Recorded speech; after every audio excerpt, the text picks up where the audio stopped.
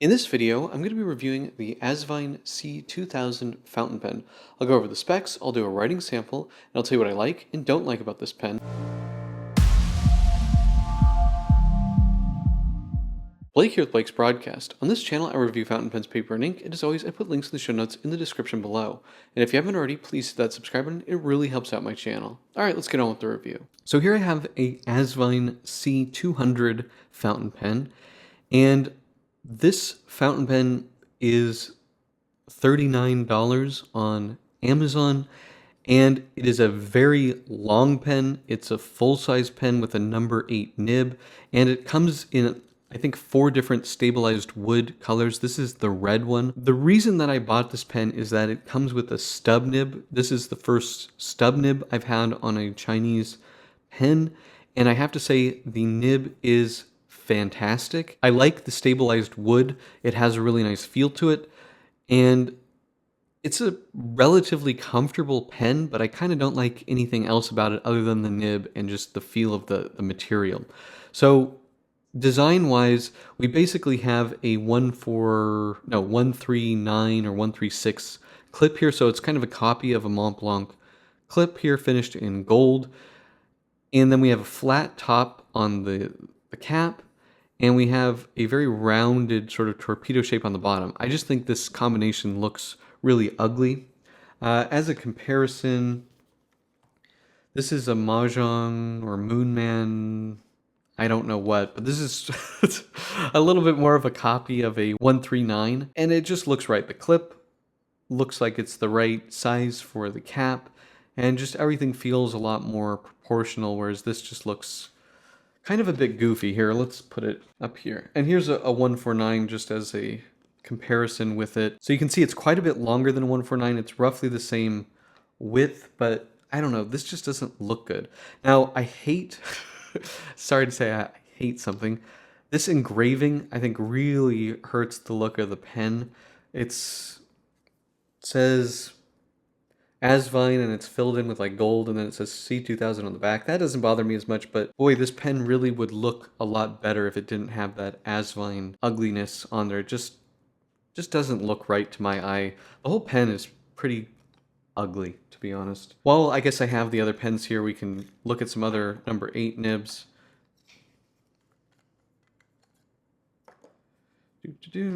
And the 149. So these are all number 8 nibs. Now, interestingly, the Mont Blanc is the only one with the plastic feed. These two have ebonite. The Mont Blanc has by far the nicest stamping. I can't tell if this is stamped or engraved. I think it is stamped, but it's more of a shallower stamping. This is laser engraved. As far as laser engraving go, I think this looks pretty good. This looks decent. You know, the Mont Blanc looks the nicest, as you would kind of expect. Although it would be cool if we got ebonite feeds on these 149s. Like we used to. Let's put the cap back on. In terms of removing the cap, it's a little bit less than 2 turns.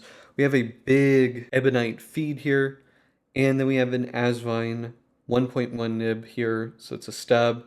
The nib looks decent. It's not like a wow, but it looks decent. The grip section is that stabilized wood, and then we have a trim ring here. The grip section feels really nice in hand, and the pen, sans the cap, I think looks really okay. Not bad at all. Does it post?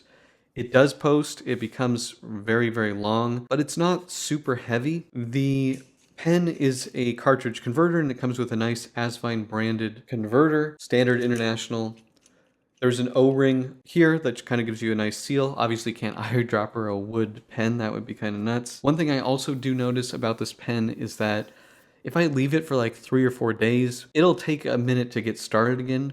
1 day usually seems to be okay, so it seals okay, but not the best overall. Another thing that I do notice is that this clip, the ring for the clip here, isn't exactly even as to how far it goes into the body, so you know, in terms of quality, it's okay. It's not amazing. Let's do some measurements here. This is a really big pen. So about 155 capped, uncapped, about 140.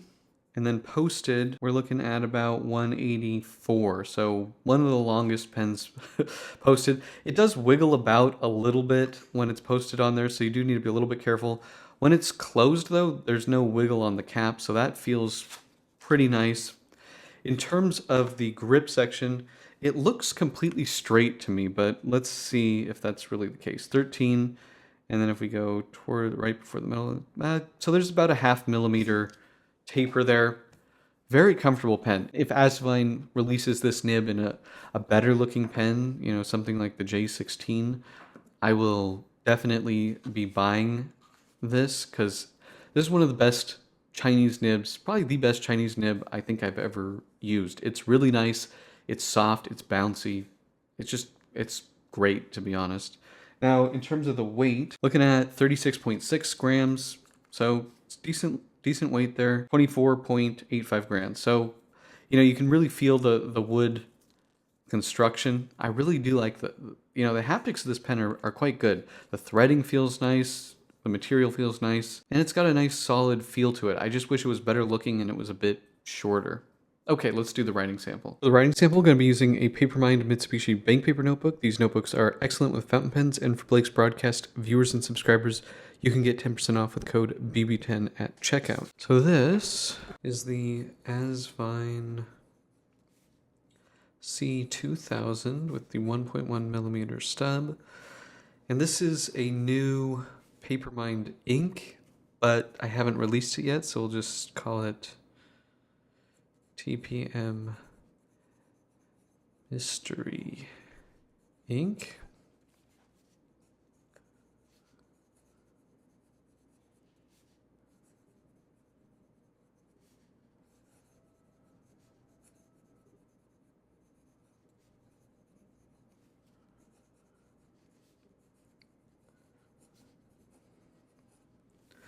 Fast writing.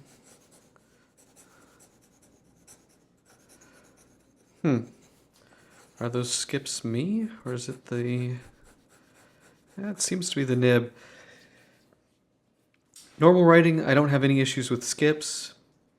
The nib is cut, you know, as a stub, so without any pressure, we do get some nice line variation. Now, if I push on it, I can't get it to railroad, but the nib, or the feed, does keep up pretty nicely. And you get a pretty big difference there, so you can really push on it a bit. Now, there really is no point in doing reverse writing on a stub, so I'm not going to do that, but you do get some nice flexibility and softness, which I really like. And there's no pressure. I think in terms of Chinese pens, this is one of the nicest nibs that I've used. I think it writes really well, even though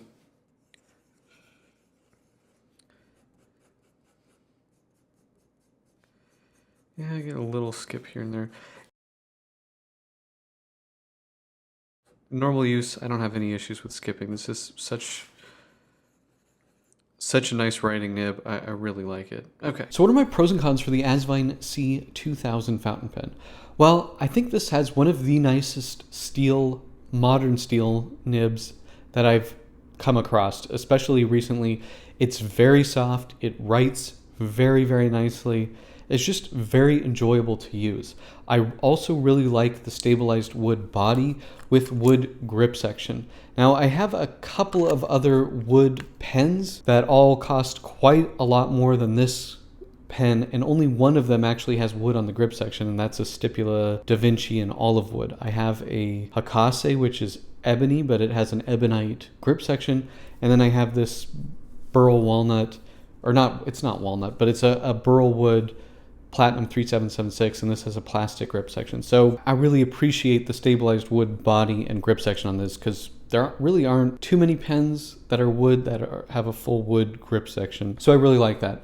The price of this pen is excellent. It's like $39. Pretty hard to beat that. I mean, the performance is great. This is a fantastic pen for the money. Now when it comes to cons, my biggest issue is the way that it looks. This is a pretty ugly pen. The looks just don't work for me.